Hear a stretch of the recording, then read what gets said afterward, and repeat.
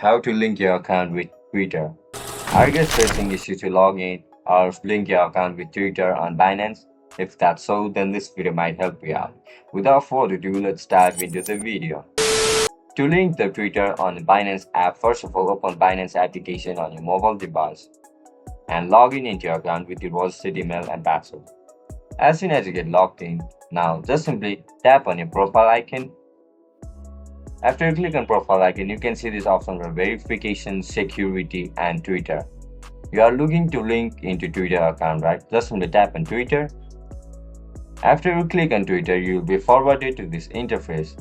Here, just simply check this box, I understand, agree, and consent to the terms and conditions, and tap on connect account. In order to connect your account on Twitter, just simply write down your registered Twitter email and password. As soon as you write it down, your account will be instantly linked with Binance application. That's it guys. That's how you're going to link up your Twitter account with Binance. If you guys found this video helpful, don't forget to like, share, and subscribe to our channel. If you guys have any issues regarding Twitter, make sure to comment down below so that I can help you out. Bye bye, I'll catch you up in the next one.